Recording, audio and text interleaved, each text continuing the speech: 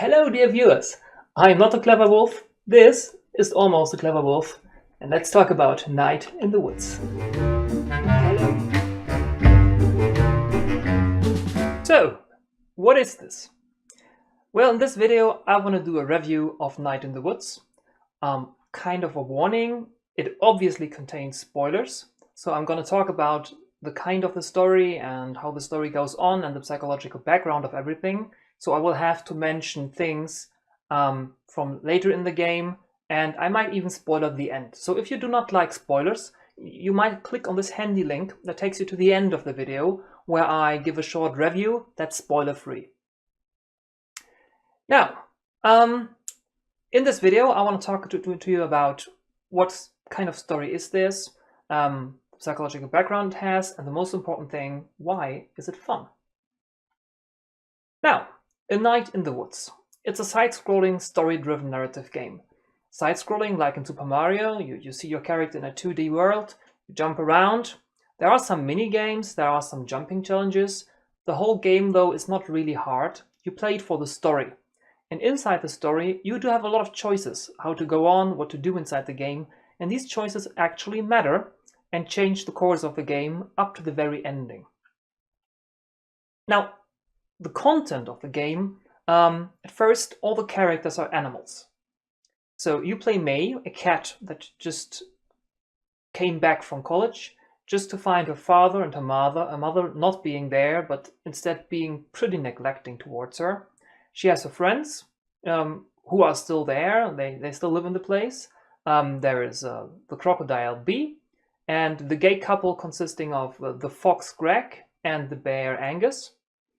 And together you join in what is close to everyday life. But then there's some kind of abduction and murder case, and the four friends set out to try and solve this.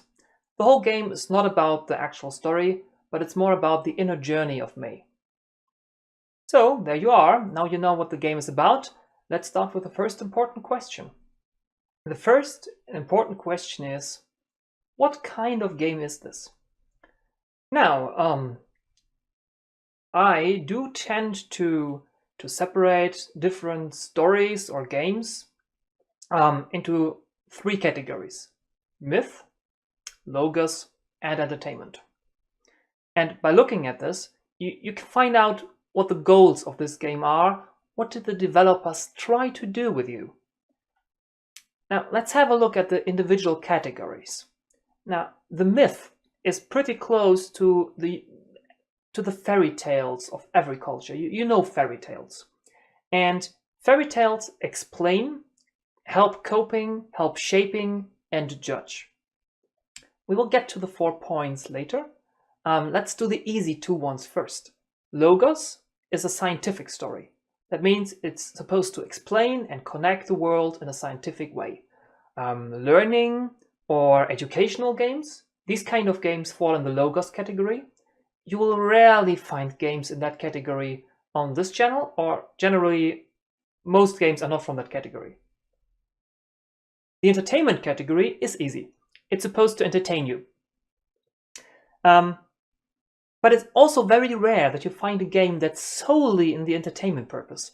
Tetris, for example, is a very famous example of a game that's solely in the entertainment category. It's just there for fun. But most games with a more complex storyline, and basically all role-playing games, will have some part and will take some elements of the myth category. Now let's look at the 4 things that a myth can do. It can explain the world to you on a cognitive level. That means here, just there, by explaining to you how the world actually is, and not in a scientific way, but more in a folklore way. Like, yes, in the forest there are bad wolves living there, and if you go there, you're gonna be eaten. That's a very explaining thing. Then there's this coping thing. Yes, people die, and we still have to go on, and this story is supposed to show you that life actually goes on. It's very close to the shaping category, which gives you practical advice. It would be a small story or a small game that explains you how to harvest a field properly, but not in the logos way, but more like in the practical way, like not like yes, in spring you have to like sow the field, and in harvest in fall you have to do your harvest. That would be more on the logos side, but the shaping side is more like, yes, if you're down, don't give up. This kind of advice is perfect for the myth category. And the last category is judging.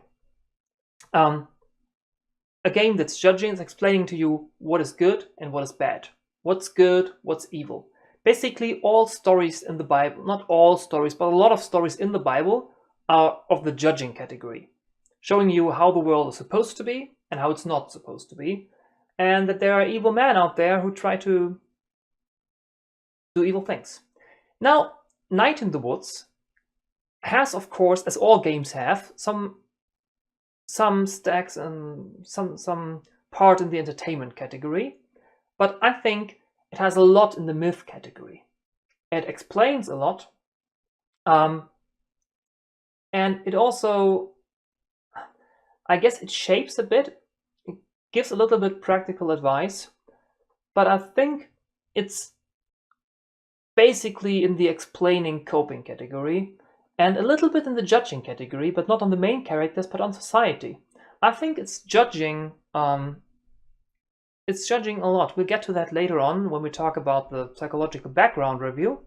But it's doing a lot of showing how society shouldn't treat its people.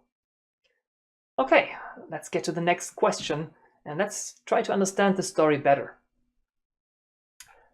One very important element of every story that has elements in the myth category is the hero's journey. The hero's journey is a very classical chain of events that's in almost every classical story, book, movie, myth, and it gives huge understanding and hints on the background of the story and how the authors wanted this to go. You do not find the hero's journey necessarily in a logos story, and you'll probably not find it in every entertainment story, but most myth stories do have it. Now, Night in the Wood is actually an exception, because as hard as I looked for it, I don't think the game follows the hero's journey. Well, let's take a deeper look. The hero's journey is split up into 3 phases. Phase 1 is the way from the normal everyday life into the events, the journey. Now, you start with the ordinary world. Everything is ordinary and normal. Then there's a call to adventure, which is refused. And with the help of a mentor, the hero finally takes the first step and leaves, which is crossing the threshold. I'm simplifying here for those of you who are story structure experts. Yes, I'm cutting it down a bit. No one wants to hear that on every review. So, but the game doesn't start here. You have the ordinary world, and May doesn't start in an ordinary world. You start the game coming back from college where you just dropped out, and yeah, well, there is no ordinary world. You're returning from a journey in a way. One might say, also there is no call that you could refuse and no mentors that are there to meet. In a way, the story starts at a very later point where May did this call to adventure thingy in the past by going to college and failing there, thus returning in phase 2.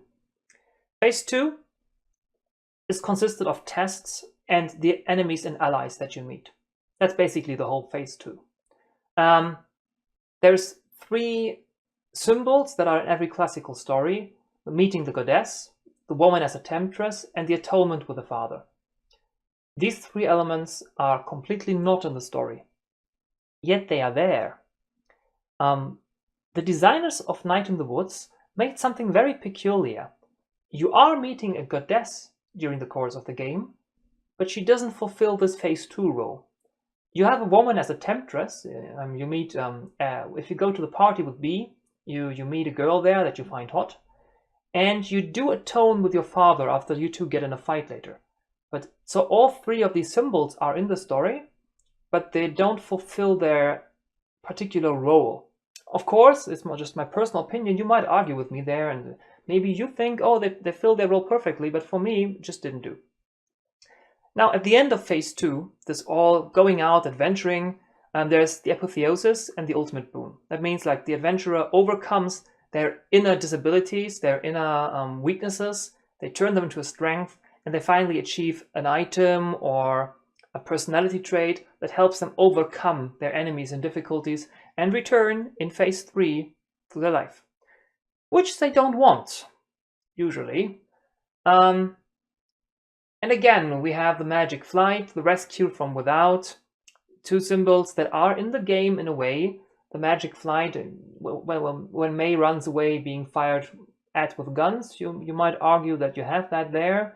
The rescue from without might be the rescue from the well. But again, they are hinted, but they're not really part of the hero's journey in Night in the Woods. At the end, the hero crosses the threshold and returns to their normal life.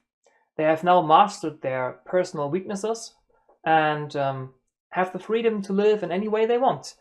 And yet again, Night in the Wood doesn't do this.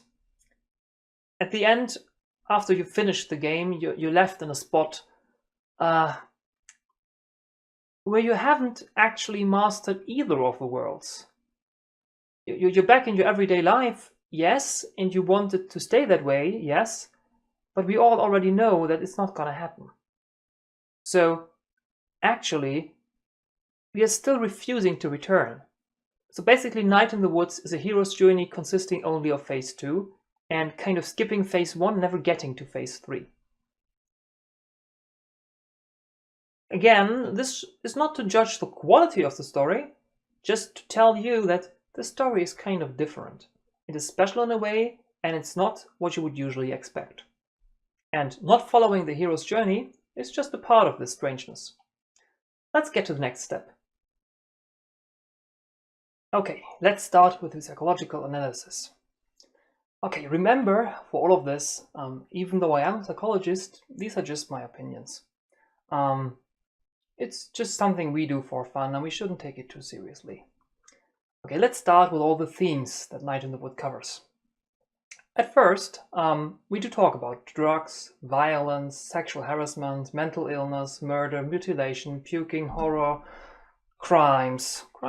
Crimes. Everything. The game covers a lot of very sensitive topics. Or to cut it short, it's dark as fox. Now, there's also some sociological background points that we should talk about. The game is about anxiety about the future, about hopelessness, family problems, unemployment, demographical changes, coping, and generational conflicts. Well, that's a lot of stuff. And we will get into this point later when we talk about why the game is fun. But all these points are super important for why this game is fun. Because most of us, at least, well, if you look at that long list, at least one or two of these points will probably be in every person's life. Okay. Now, while playing the game, I was asked a lot, like, yo, Wolf, you're a psychologist. Is May mentally ill? Well, very first, I don't like the word ill. It suggests that it's something contagious or something abnormal. But then everybody is, well, different in their own way. So even though I did work as a clinical psychologist in the past, I don't like to see my patients as being mentally ill, just as having personality problems that they can't cope with yet. And then, well, May is a video game character, not a real person. I can't give her questionnaires. I can't do the diagnosis talk with her. I would never diagnose a person, be it a real person or not, after seeing a video game with her inside. So, well, all that, just remember, we're just doing this for fun. Well, but even if I do look at all of this, you get a clear maybe. Okay, why maybe? Well, look at her let's look at her symptoms first. Well, she is depressed. hopeless towards the future. I had the feeling she was a bit aimless. She's neglecting herself, and I actually had a big discussion about this on stream. I'm saying she's neglecting herself, and one of my viewers was like, no, of course she's not neglecting herself. The developers just don't show her taking a shower. Good point. I rarely see the main character of a movie or video game taking a shower, except for to show her boobs or to get her or him murdered. That's it. But then the developers did something. Every evening, May just hops to her bed, drops her shoes, and in the morning, she just gets those shoes, slips into her shoes, and leaves the house. The developers are not showing her taking a shower. She could just enter a bathroom, short fade to black, she leaves the bathroom, all is fine.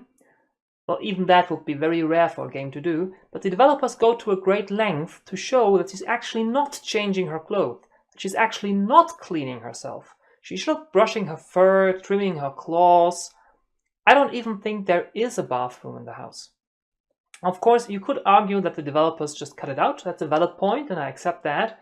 But in my world, they're showing that she's not clean, not caring for herself enough. Then she has a lot of mannerisms and strange speech patterns. I mean, this girl went to college. She got an education, a good one. She passed the entry exams. She went to college, so she's not dumb. But still, when they're talking about endorphins, she said dolphins. And sometimes she just says certain words like in a long way with every second or third letter, like in a very extended way. She has some kind bewildering speech patterns in there.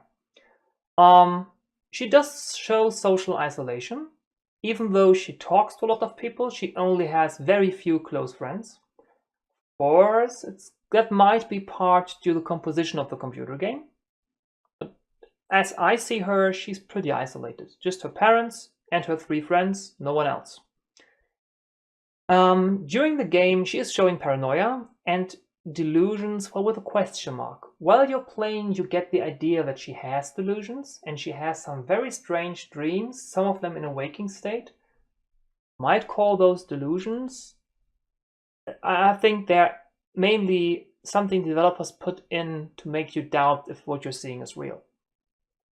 She's always tired and has nightmares. She has headaches, bad ones. And she talked about this derealization and depersonalization thing, like everything is just composed of shapes, which she had in the past. Now, one thing I want to mention is that every behavior a person and every feeling a person has is just normal behavior in a bigger extent. Every one of us is feeling tired sometimes. That's not a symptom, that's a fact. I do have nightmares. You probably do have nightmares. That's not a symptom, that's just how people are. But if you start having nightmares every night, big ones that you memorize and that you remember afterwards, if you start neglecting yourself to a point where it's no longer healthy for you, and if you start getting headaches every day, then it's a symptom. It's just something normal, but in an amount that's not longer normal. Now, with all these symptoms in mind, I looked through all the different diagnoses that are there, and I went with the ICD-10. I hope the green screen is not filtering this out. The ICD-10 International Classification of Diseases in the 10th version. It's what we use in Germany for diagnosis. In America, you tend to prefer the DSM-5. Well, which we just don't. Just deal with it that I'm using the ICD-10. Now, looking through all the possible diagnoses, the first guess was, oh, she's depressed. Not really. Well, if you are depressed, you have negative feelings, you have no drive, you're losing interest in the things that are fun to you, and you always feel tired. Oh wait, that sounds a bit like me. Yes, but there's 2 things that you have to keep in mind. The first thing is you're not depressed if your house burned down. If there's a patient coming to me and he's like, oh Wolf, I'm feeling so down lately. I just can't get myself out of bed and I just don't feel like doing anything. I could be, you got a depression, buddy. Or I could ask, yeah, what happened lately? And he will tell me, yeah, my wife left me, she took the children, and the house burned down, the dog ran away, my car was stolen, and I lost my job, I'm sleeping on a park bench. Then I would say, you, my friend, are not depressed, you have a shitty life, you have every reason to feel so, so you're not depressed. The second thing is, a depressed character really doesn't make a good character for a video game.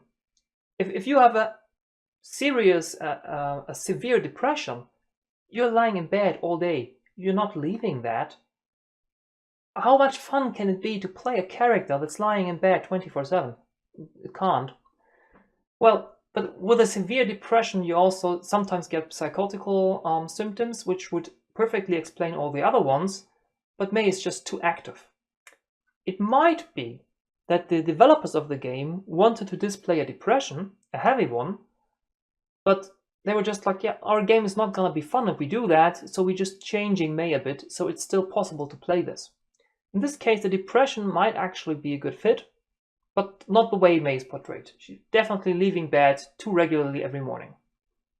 Next idea that people had was during the scene where you prepare to go to the party, one of my viewers was, oh, she's having a social anxiety disorder. No. Yes, the symptoms are fear in social situations, and you try to avoid them wherever possible. But May goes to a party, she goes to the mall with her friends, she goes out to band practice, she goes eating in a restaurant, she goes strolling around the city every day. This person doesn't have a social anxiety disorder. Again, playing someone with a social anxiety disorder just isn't too much fun because you don't talk to people.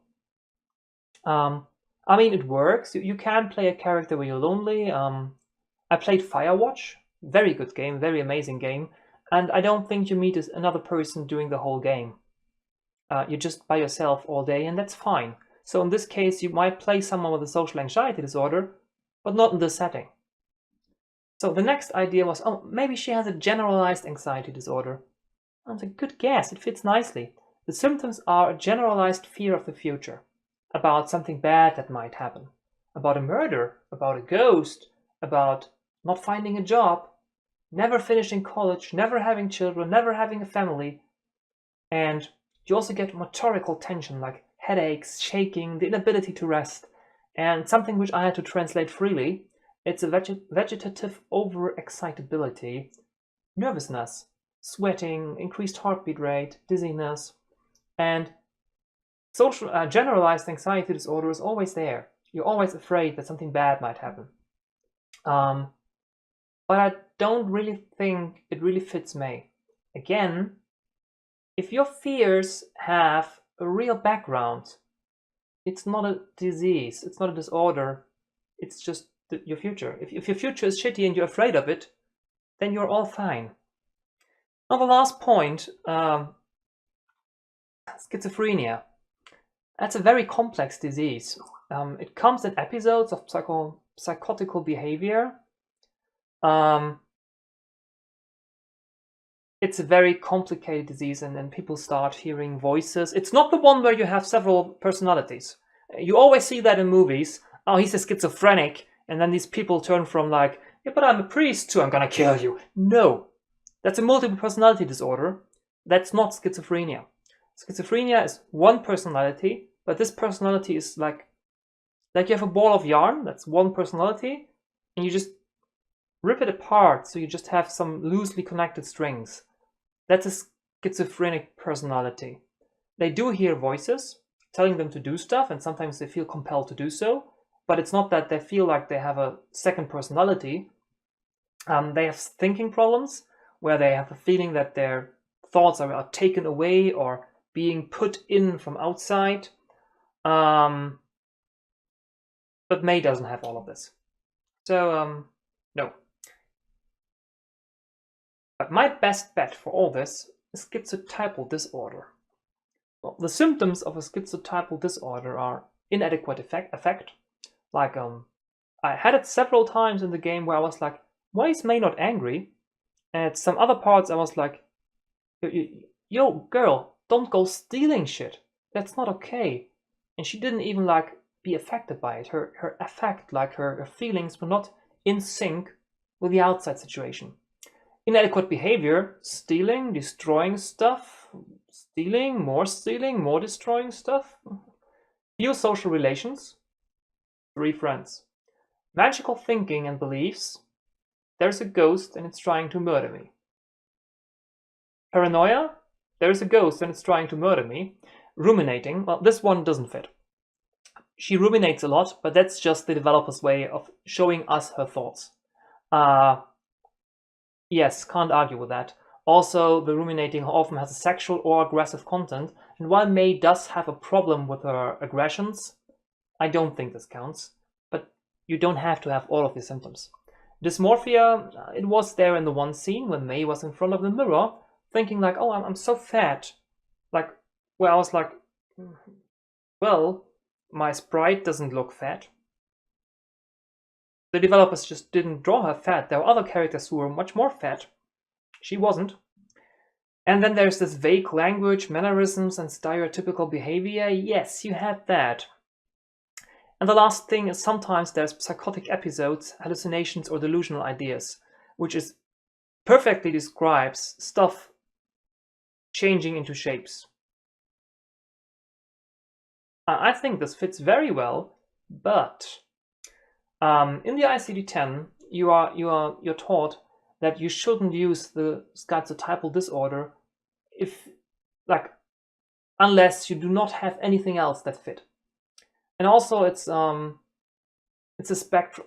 It's a disorder that's part of a spectrum. You mean like if this is people who show all of these symptoms, and this is people who show none of the symptoms, you just define that the top 10% have a disorder and the other 90% are fine. So if you're 89% of the symptoms, you're fine, you're healthy by the book. And if you have just 1% more, you have a schizotypal disorder, even though an outside person probably can't even distinguish between you and your friend, and the one is healthy, the other is not. Yes. There was one other point I wanted to talk about. Just give me a second.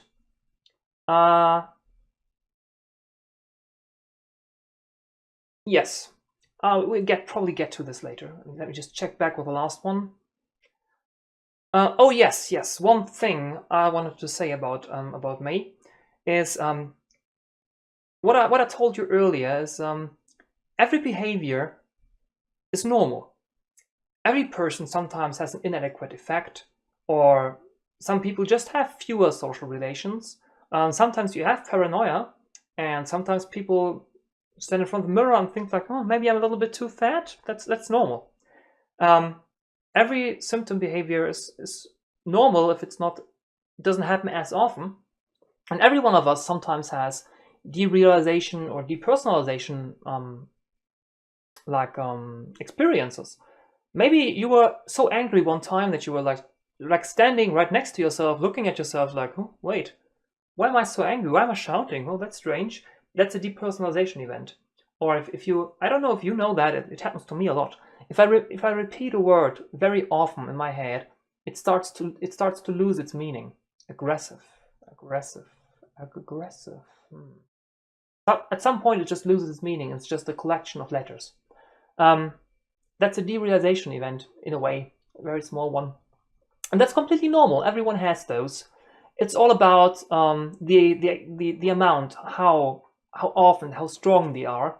And while forgetting the meaning of a word is fine, taking a baseball bat and beating the living shit out of a small child during a baseball game at school is definitely not within the threshold. So, let's get to the most fun part of this. Why is this fun? Well, there's 4 primary factors that make a game fun: identification, involvement, rewards, and helpfulness. Identification is easy. You feel like your character. Let's take, for example, every role-playing game out there where you create your own avatar that you play. You change your hairstyle, your face, give them a name, assign abilities or a character class. You feel very you can strongly identify with this character because you created them. And a big part of the fun of this game is to identify yourself with the character and experience the story like you would experience it yourself. You're proud because your character, who is your creation, achieves stuff. Then there is the involvement, let's call it access. That's where you get involved in the story itself, where you want to see how all the NPC fare at the end. You want to see how the story finishes, maybe getting some personal satisfaction out of this. You want to see the bad guy punished, and you want to see that poor puppy saved. Then there's rewards. Rewards are very basic behavioral psychology. You do something, you are rewarded. So you do it again, and you're rewarded again. So you do it again, and you're rewarded again, and that feels good. Sounds silly to you? Well, let's see. There was a very early series of experiments on dogs by several psychologists, and basically they found out that you can also do those experiments on mice or people or whatever. When they pressed the button, they were rewarded with food. So they continued pressing the button, getting food, and they were happy. It's very easy. Now, if I wanted to put this on a sarcastic level, a worker in the factory presses a button 20 times, he receives $1. He presses another 20 times, he receives $1. And that's how factory workers work. That's why they do their work. Because at the end of the month, they get a big paycheck with money that they can use to buy. They are rewarded for doing their job with money. That's why they do it. But that's on a humorous level. You know, it's not really the reason why they work. But yes, partially it might be. There is a very famous game, Diablo 2, which did an amazing job at rewards. You slay an enemy, they die, and they spill a pile of gold that you can take. You get a bit of experience, and after a while, you're rewarded with a level up. You get some skill points that make you stronger. Sometimes there's rare items that drop that give you a little bit of benefit. And sometimes there's unique items that drop that look amazing and give you a huge boost. And you also progress through the story. As you progress, you're finding charms, runes, all those stuff. There was a lot of stuff that came in that rewarded you on so many levels. That why so many role-playing games these days have a crafting system where you find rare recipes to craft even rarer stuff. And all of this are just so many ways to make your character better in a way. They're all rewarding you for playing. You play and you're rewarded all the time. To give you an idea, the satisfying sound of scoring a 4-row completion in Tetris. That's a small reward. You complete 4 rows, you get a special sound for it. Ever so slightly small. But if you don't believe me, if you're not convinced yet, achievements. An achievement in a game is just a little byte, one bit that switches from 0 to 1 once you hit the achievement. You can't buy anything from that. You can show it to your friends, like, look, I got this cool achievement, but it's not worth anything. And still, it's quite satisfying seeing this achievement unlocked pop up at the bottom of your screen when you get this super rare achievement. Not every reward works for everyone, of course. Some people like achievements, some people don't. Some people spend hours of game time trying to get every achievement out there. Some people just don't care for rewards and just go for the story. And then there's helpfulness. Helpfulness in a game promises some real life boons. Like, okay, if I play this game, I'll learn a new way to craft a table. Or I will finally be able to overcome my personal difficulties. Night in the Woods, I think, scores very strongly on the identification and involvement axis. There is almost no rewards, no achievements, nothing to gain except from story progress. That's explicitly involvement and not a reward. It doesn't promise any helpful abilities. I said it was in the myth category. It was more on the explaining and judging thing. Yes, I think Night in the Woods scores solely on the identification and involvement sheets, and that makes it kind of a difficult game to recommend to just everybody. I had a super amazing fun playing it, but I could identify with May very well. So if you look at May and you can identify yourself with her and you get involved in the story, Night in the Woods is a perfect game for you. But if that doesn't work for you, there's basically nothing else there to keep you playing the game. So yes, this game is fun because of the identification part, and if that doesn't work for you, it's probably not a big fun for you. Okay. I promised to get back on this earlier. In the identification section, there's also, I mentioned that this game has a lot of sociological background topics like fear for the future, unemployment. I always had the feeling that Night in the Woods portrayed an American Middle West outback small city where big industry like coal was closed down, it was no longer worthwhile, and some big stores in other cities just took away the small business opportunities, and the people suffer from having no perspective for the future, having a high unemployment rate, and basically everyone who can afford to leaves the town.